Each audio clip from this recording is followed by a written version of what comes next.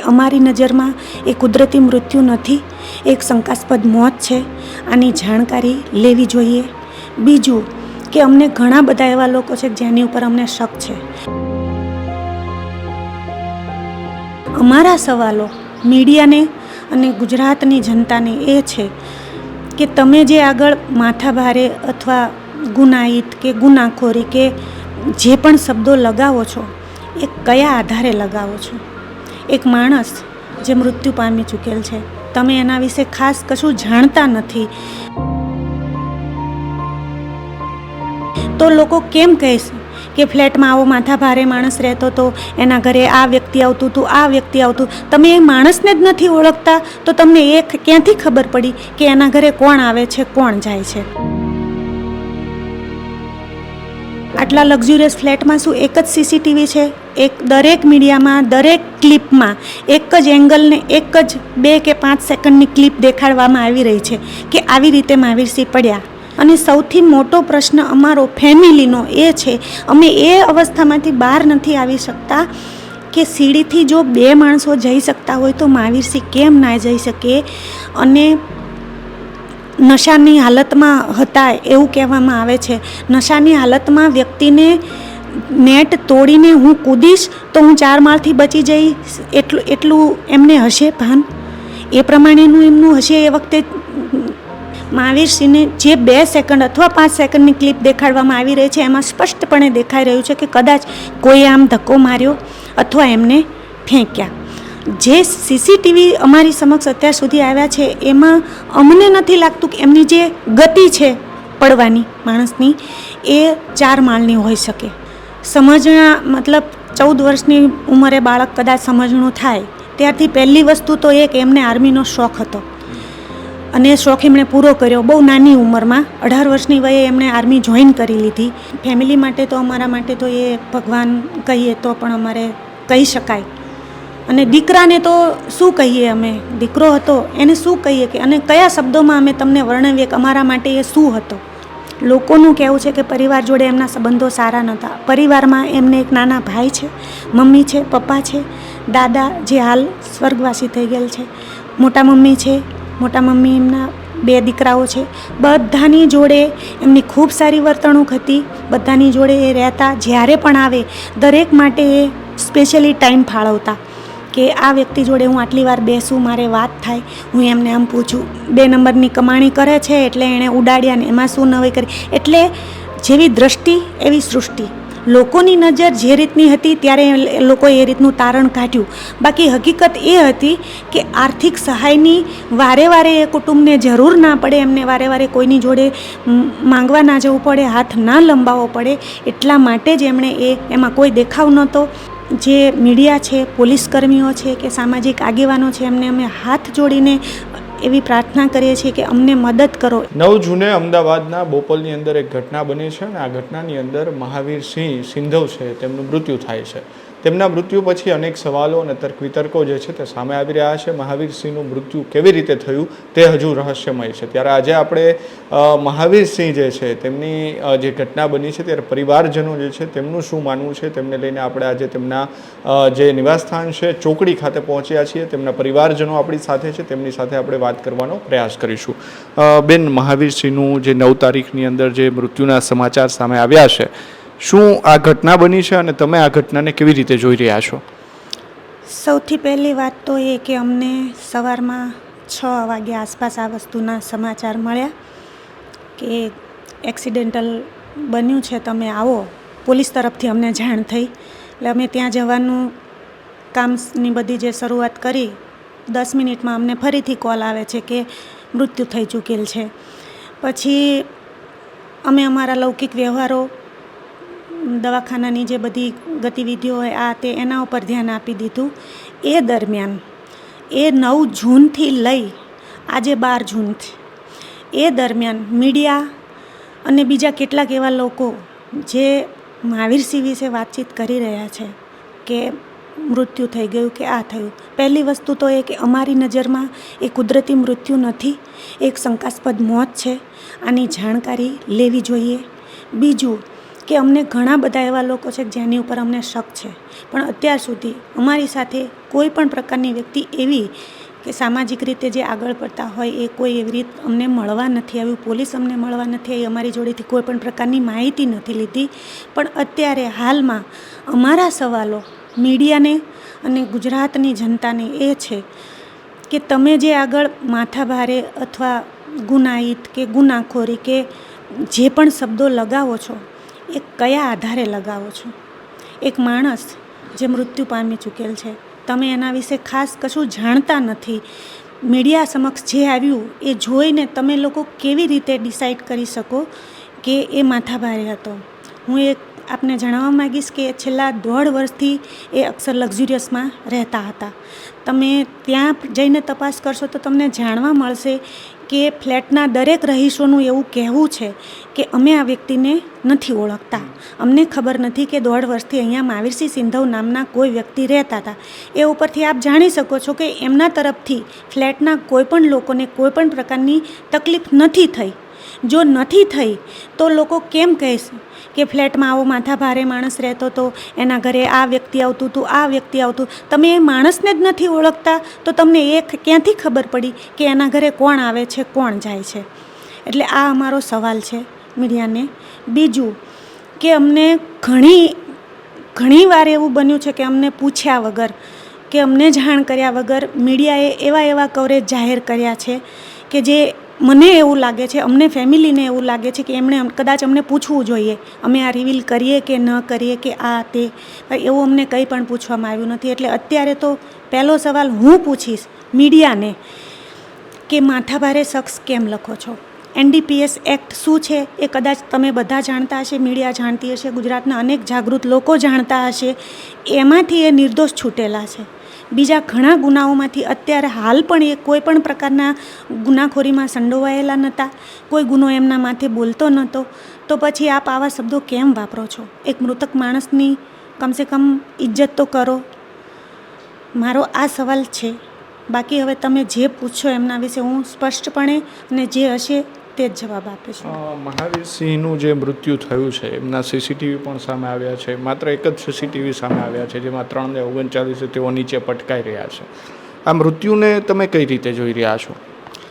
મૃત્યુને અમે એવી રીતે જોઈ રહ્યા છીએ, જ્યાં સુધી અમને જાણકારી મળી છે એ મુજબ અમને એવું કહેવામાં આવ્યું છે કે રાત્રે 12 વાગે ઝઘડો થયો. ફ્લેટના કોઈ રહીશ કે એક ફ્લેટમાં જે મા દીકરો રહે છે એમની ઉપર એમણે મારામારી કરી, એમને અપશબ્દો બોલ્યા, આ તે. અને પોલીસ સવારમાં આવે છે, વહેલી સવારે આવે છે. તો શું જે લોકોએ માર ખાધો, જેમને કોઈ તકલીફ પડી, જેમના દ્વારા મહાવીરસિંહ દ્વારા જેમને તકલીફ પડી, એ લોકોએ માર ખાઈ આરામ કરી પછી શાંતિથી પોલીસને ફોન કર્યો? બીજું કે આટલા લક્ઝુરિયસ ફ્લેટમાં શું એક જ CCTV છે? દરેક મીડિયામાં દરેક ક્લિપમાં એક જ એંગલને એક જ 2 કે 5 સેકન્ડની ક્લિપ દેખાડવામાં આવી રહી છે કે આવી રીતે મહાવીરસિંહ પડ્યા. તો શું એક જ CCTV છે? બીજા CCTV કેમ નથી? અને જો છે તો એ રિવીલ કેમ કરવામાં નથી આવતા? આ સવાલ છે અમારો. જે ઘટના બની છે તેમાં એક વાત ખૂબ જ ચર્ચામાં આવી રહી છે કે પોલીસથી ભાગવા માટે મહાવીરસિંહે ત્યાંથી નીચે પટકાયા છે. તમને શું લાગી રહ્યું છે? અમે જ્યાં સુધી સાંભળ્યું છે ત્યાં સુધી અમને એવું જણાવવામાં આવ્યું છે કે પોલીસ આવ્યા પછી લિફ્ટમાં જ્યારે પોલીસ ઉપર જઈ રહ્યા હતા ત્યારે એ લોકો લિફ્ટમાં વધારે લોડના કારણે લિફ્ટ બંધ થઈ ગઈ અને લિફ્ટ ફસાઈ ગઈ. જે વ્યક્તિ તે વખતે મહાવીરસિંહ જોડે હાજર હતા તે સીડીથી ભાગ્યા. જો એ વ્યક્તિ સીડીથી ભાગી શકે છે તો મહાવીરસિંહ સીડીથી કેમ ભાગી ના શકે? એમને શા માટે 4 માળથી છલાંગ લગાવવી પડે? અને બીજું કે જે ગેલેરીમાંથી એમણે કૂદવાનો પ્રયત્ન કર્યો છે ત્યાં એક નેટ લગાવેલી છે, કબૂતરો કદાચ ના આવે એટલા માટે. એ નેટ થોડી અમથી તૂટેલી છે. તો શું મહાવીરસિંહ જેવા વ્યક્તિ એટલી નેટમાંથી કૂદકો મારી શકે? જે વ્યક્તિને પોલીસથી ભાગવાની ઉતાવળ છે, જેને પોલીસની પકડમાં નથી આવવું, જલ્દીથી જલ્દી ત્યાંથી નાસી જવું છે, એ શું શાંતિથી આરામથી એ નેટને તોડશે કે બળજબરીપૂર્વક એ નેટને તોડવાનો પ્રયાસ કરશે? તો અમે એ વિચારીએ છીએ કે એ ઘટના પાછળ શું રહસ્ય છે? જોડે રહેલા માણસો જો સીડીથી ભાગી શકતા હોય તો મહાવીરસિંહ સીડીથી કેમ ના ભાગે? આ સવાલ છે. એમની સાથે કોણ હતું એ કોઈ અત્યાર સુધી સામે આવ્યું નથી. પોલીસની તપાસને તમે કઈ રીતે જુઓ છો? પોલીસની તપાસને અમે એ રીતે જોઈએ છીએ કે જે સાથે હતા એ વ્યક્તિઓના નામ તો પૂરતી રીતે અમે પણ નથી જાણતા, કેમ કે એમનું ફ્રેન્ડ લિસ્ટ બહુ મોટું હતું, એમના સહકર્મચારીઓનું લિસ્ટ બહુ મોટું હતું, એમના બોડીગાર્ડ વગેરેનું લિસ્ટ બહુ મોટું હતું. કોણ ક્યારે એમની જોડે હોય એનાથી ક્યારેક અમે અજાણ રહેતા, કેમ કે એ અમારેથી થોડે દૂર રહેતા હતા. ડેઈલી અમે કોન્ટેક્ટમાં તો હોય પણ ડેઈલી અમે એવું ના પૂછતા હોય કે અત્યારે ક્યાં છો, શું કરો છો, કોણ છે જોડે, આ તે. એટલે ઘટના સમયે કોણ હાજર હતું એ તપાસનો વિષય પોલીસનો છે, અમારો નહીં. એ પોલીસે તપાસ કરવાની જરૂર છે. જો 112 અથવા બીજા કોઈ પોલીસકર્મી ત્યાં આવ્યા છે, મહાવીરસિંહે પડતું મૂકી દીધું છે, એમની જોડે જે હતા એ બધા ભાગી ચૂક્યા છે, બધું જ જો થઈ ચૂક્યું છે તો પોલીસ અત્યાર સુધી કેમ એવી તપાસ નથી કરતી કે એમની જોડે કોણ હતું? કોઈ ભાગી ગયું તો કેમ ભાગી ગયું છે, ક્યાં ભાગી ગયું છે, એમના ભાગવા પાછળ શું કારણ છે? અને સૌથી મોટો પ્રશ્ન અમારો ફેમિલીનો એ છે, અમે એ અવસ્થામાંથી બહાર નથી આવી શકતા કે સીડીથી જો 2 માણસો જઈ શકતા હોય તો મહાવીરસિંહ કેમ ના જઈ શકે? અને નશાની હાલતમાં હતા એવું કહેવામાં આવે છે. નશાની હાલતમાં વ્યક્તિને નેટ તોડીને હું કૂદીશ તો હું 4 માળથી બચી જઈશ એટલું એમને હશે ભાન? એ પ્રમાણેનું એમનું હશે, એ વખતે જે જીવન હશે એ રીતનું વિચારો એમના હશે, એ રીતના હશે. કારણ કે એ વખતે એમને માત્ર જો એવું હોય કે મારે પોલીસથી ભાગવું છે તો એ એક જ રસ્તો પસંદ કરે, બાલ્કની. બીજા પણ ત્યાં રસ્તા છે ભાગી શકાય એવા, અથવા સેફલી તમે નીચે ઉતરી શકો, કોઈ ગેસ કનેક્શનની પાઇપ અથવા પાણીની પાઇપ, જે કોઈ પણ એવી રીતે. આર્મી મેન જેણે અનેક પ્રકારના સ્ટન્ટ કર્યા હોય, અનેક પ્રકારની હેવીથી હેવી ટ્રેનિંગ લીધેલી છે, જેણે આર્મીમાં એવી સિચ્યુએશનને હેન્ડલ કરી છે કે સામે ઊભું હોય દુશ્મન તો એને કેવી રીતે હેન્ડલ કરવો, શું એને 4 માળથી ઉતરવું સહેલું ના બની શકે? તો એને છલાંગ કેમ લગાવવી પડી? બીજું અમારું એવું માનવું છે કે માણસ જ્યારે ઉતાવળમાં છલાંગ લગાવે તો કદાચ આ રીતે લગાવે. મહાવીરસિંહને જે 2 સેકન્ડ અથવા 5 સેકન્ડની ક્લિપ દેખાડવામાં આવી રહી છે એમાં સ્પષ્ટપણે દેખાઈ રહ્યું છે કે કદાચ કોઈએ આમ ધક્કો માર્યો અથવા એમને ફેંક્યા. જે સીસીટીવી અમારી સમક્ષ અત્યાર સુધી આવ્યા છે એમાં અમને નથી લાગતું કે એમની જે ગતિ છે પડવાની માણસની એ 4 માળની હોઈ શકે. એટલે આ બધું પોલીસની જવાબદારીમાં ને આ શંકાના દાયરામાં આવે છે. બધું તરત પોલીસ એમના ઘરે પહોંચી જાય છે, બધું શોધખોળ કરે છે. આ તે માણસ પડી ચૂક્યો છે, એણે જે એને કરવાનું હતું એ કરી ચૂક્યો છે. તમે ઘરમાં શું કામ શોધખોળ કરો છો? શું શોધો છો તમે? શું તમે સાબિત કરવા માંગો છો? અત્યાર સુધી છેલ્લા 5 દિવસથી મીડિયા જે કંઈ પણ બતાવી રહી છે, મીડિયા જે કહે છે, સામાન્ય લોકો જે કહે છે, એ બધાનું જો તમે તારણ કાઢો તો એવું તારણ નીકળે છે કે એ માણસ એવો નહોતો કે પોલીસથી ભાગે. કદાચ એ ધરપકડને પસંદ કરત પણ એ ભાગવાનું પસંદ ના કરત, કેમ કે એક આર્મીમાં. એટલા માટે અમને આ શંકા ઉપજે છે. અમે ઈચ્છીએ છીએ કે આની નિષ્પક્ષ તપાસ થાય અને અમને સાચું તારણ મળે. પોલીસે કઈ દિશામાં હાલ તપાસ કરવી જોઈએ? પરિવારની માંગ શું છે? અમારી માંગ એ છે કે નિષ્પક્ષ તપાસ થાય. કોઈ આમાં સંડોવાયેલું છે, પ્રી પ્લાન્ડ મર્ડર હતું, પહેલેથી શું આની કંઈ તૈયારી ચાલતી હતી, અથવા કોઈ ઘટના બની જઈ છે, ભલે એમાં કોઈ શંકાસ્પદ ભૂમિકા હોય કોઈની, પણ એમને કદાચ ટાઈમ મળી ગયો ને એમણે એ તકનો લાભ લઈને કંઈ પણ કર્યું છે, એ તપાસ થવી જોઈએ. અમને ફેમિલી મેમ્બરને પૂછવું જોઈએ તમે શું ઈચ્છો છો, કઈ રીતની તપાસ કરવા માંગો છો, એવી અમારી માંગણી છે કે અમને પૂછવામાં આવે અને નિષ્પક્ષ તપાસ કરે પોલીસ. મહાવીરસિંહનું મૃત્યુ થયા બાદ પોલીસ કોઈ પરિવારના નિવેદન લેવા આવ્યું છે કે પોલીસ સાથે પરિવારને કોઈ ચર્ચા થઈ છે ખરા? ના, દવાખાનામાં પરિવારજનો ગયા હતા, એમાં જે જેન્ટ્સ જોડે કદાચ કોઈ 2 શબ્દોની અથવા એમની ડેડ બોડી અથવા કાયદાકીય જે કાર્યવાહી કરવાની હોય એને લગતી જે વાતચીત થઈ હોય એ થઈ છે. બાકી મૃત્યુ પ્રસંગ નિમિત્તે અમારી જોડે કોઈ પણ પ્રકારની વાતચીત કરવામાં નથી આવી, અમને કોઈ પૂછપરછ કરવામાં નથી આવી. સિક્કાની હંમેશા 2 બાજુ હોય છે. મહાવીરસિંહની તમે વાત કરો છો કે અત્યારે ઘણી જગ્યાએ આ પ્રકારની ચર્ચા ચાલી રહી છે. બીજી બાજુની વાત કરીએ તો તેમનું જીવન જે છે એ કેવું રહ્યું છે? તેમનું નાનપણ કેવું હતું? નાનપણમાં તો એવું છે કે હું સંબંધમાં એમના માસી થઉં છું. નાનપણથી મોટા કર્યા છે એમને, એટલે બહુ અંગત રીતે એમને ઓળખીએ છીએ. સમજણા મતલબ 14 વર્ષની ઉંમરે બાળક કદાચ સમજણું થાય ત્યારથી પહેલી વસ્તુ તો એ કે એમને આર્મીનો શોખ હતો અને શોખ એમણે પૂરો કર્યો બહુ નાની ઉંમરમાં. 18 વર્ષની વયે એમણે આર્મી જોઈન કરી લીધી. આર્મીમાં એમણે પોતાની રીતે ફરજ બજાવી. એમને જ્યાં ત્યાં અલગ અલગ સ્પર્ધાઓ થતી હોય એમાં એક સ્પર્ધા એવી છે કે એનો ગોલ્ડ અને સિલ્વર બંને મેડલ એ જીતી ચૂક્યા છે. બીજું કે ભણતરથી લઈ સામાજિક ફેમિલિયર કોઈ પણ પ્રોબ્લેમ કોઈ પણ વાત હોય એમાં એ બહુ આરામથી લોકોને સાંભળી નિષ્પક્ષ રહી અને વાતનું તારણ કાઢીને નિવારણ લાવવાવાળા હતા. ઘણા લોકોનું કહેવું છે કે ફેમિલી જોડે એમના સંબંધો સારા નહોતા. એ વાત ખોટી છે. હા, ફેમિલી હોય ત્યાં ઇસ્યુ પણ હોય, પણ એ અમારી થોડી પર્સનલ મેટર હતી. એના એવો કોઈ એટલો મોટો ઇસ્યુ નહોતો કે જેના લીધે અમારા સંબંધોમાં કોઈ ખટાશ આવી હોય. માત્ર ને માત્ર એમની ધંધાકીય પ્રવૃત્તિને લીધે એ બહાર રહેતા હતા. અમે ખેતીવાળા માણસો છીએ. એમના મમ્મી પપ્પા ખેતી કરે છે, હાલમાં અહીંયા ગામડે જ રહે છે.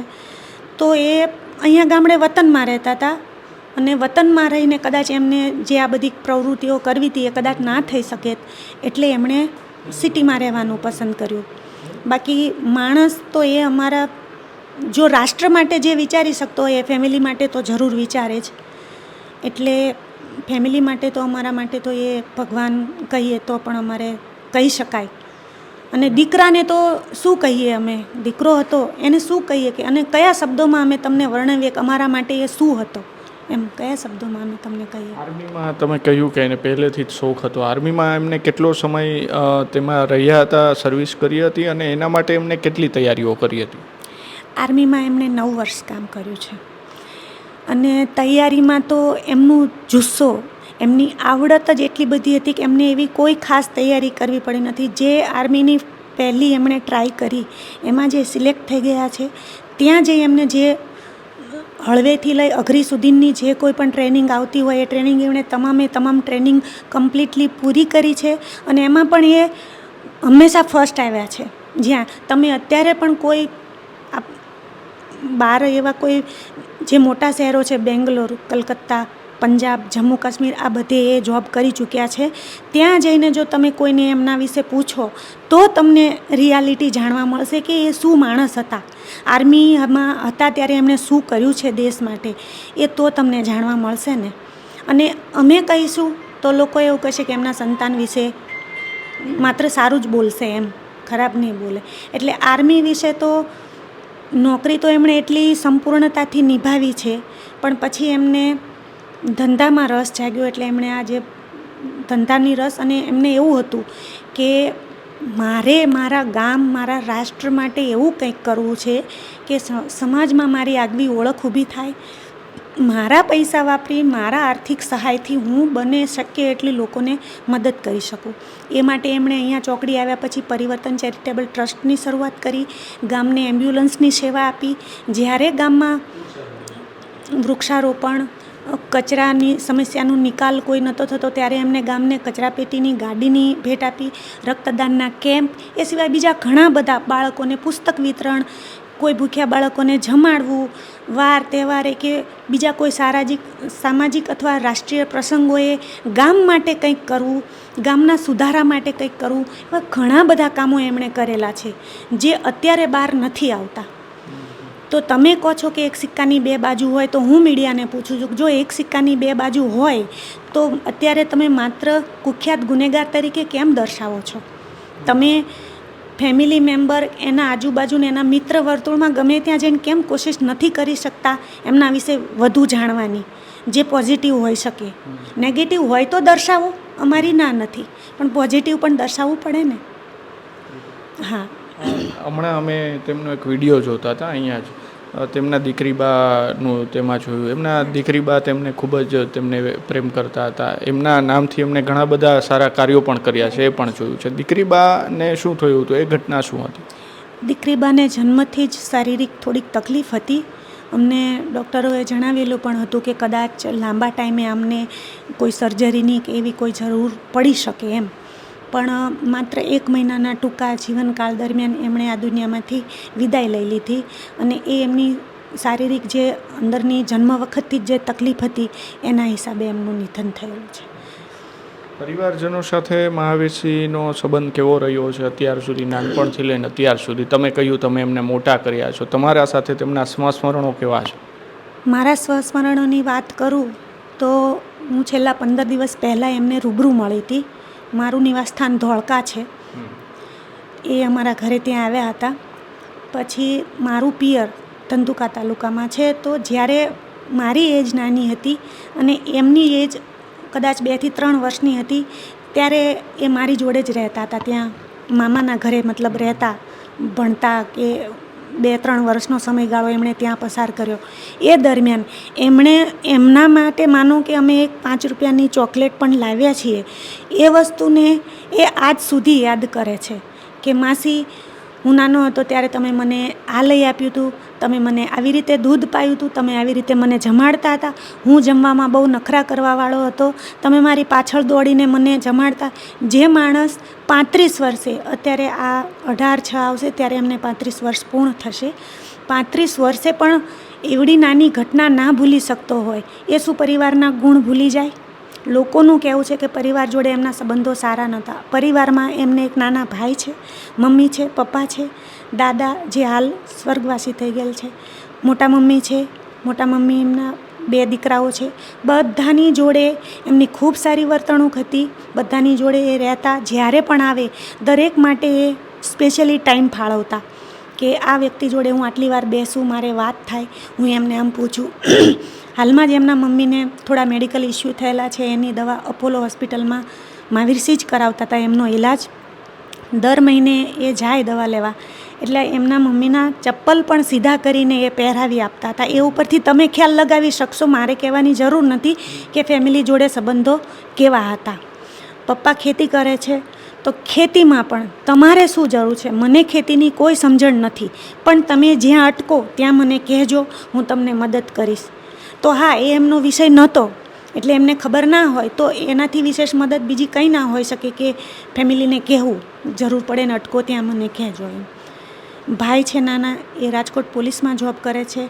એમને પણ રેગ્યુલર ફોન કોન્ટેક કરીને, હું બેઠો છું, તારે બીજા કોઈ સામાજિક પ્રસંગો કે આ કે તે તું ના અટેન્ડ કરી શકે, તારે એ કરવાની જરૂર નથી, તું તારી નોકરી સંભાળ, તારું ફેમિલી સંભાળ, હું એ બધું કરી લઈશ, હું બેઠું છું ત્યારે ત્યાં સુધી તારે બીજી કોઈ ચિંતા કરવાની જરૂર નથી.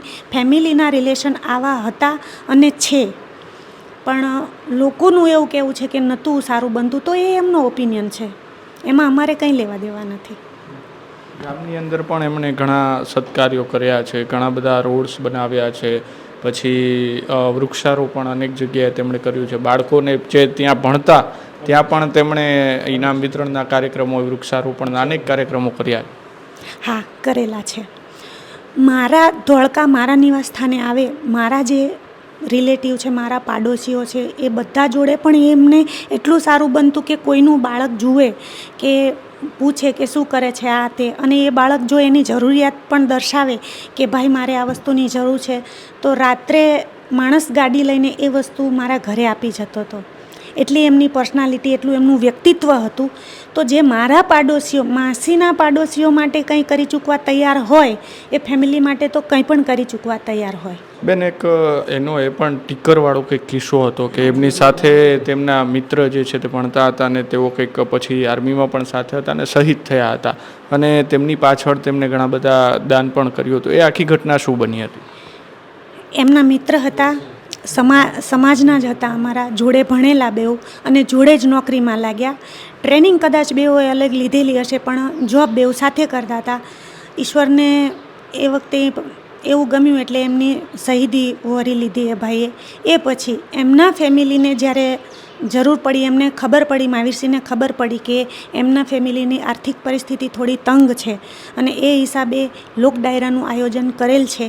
એ પહેલાં પણ એમની ફેમિલીને રૂબરૂ તો મળી જ ચૂક્યા હતા, પોતાની રીતે આશ્વાસન પણ આપી ચૂકેલા હતા કે તમારે કોઈ પણ પ્રકારની આર્થિક સામાજિક સહાયની જરૂર પડે તો હું બેઠો છું, તમારું સંતાન છે, એના તમામ ભણતરનો, આજીવન ભણતરનો ખર્ચ હું ઉપાડીશ. પણ જ્યારે લોક ડાયરાનું આયોજન કરવામાં આવ્યું અને ઘોર થવાની વાત આવી, ત્યારે એમણે કહ્યું કે હું રૂબરૂ આપવા જઈ શકું અથવા ના જઈ શકું. મારા દ્વારા અત્યારે કરાયેલી ઘોર જો એમને સામાજિક કાર્યમાં મદદરૂપ અથવા આર્થિક રીતે મદદરૂપ થતી હોય તો હું એ કરીશ. અને એમણે એ વખતે ઘણા રૂપિયા, દુનિયાએ જોયું છે કે કેટલા રૂપિયા એમણે ઘોર કરી હતી આ તે.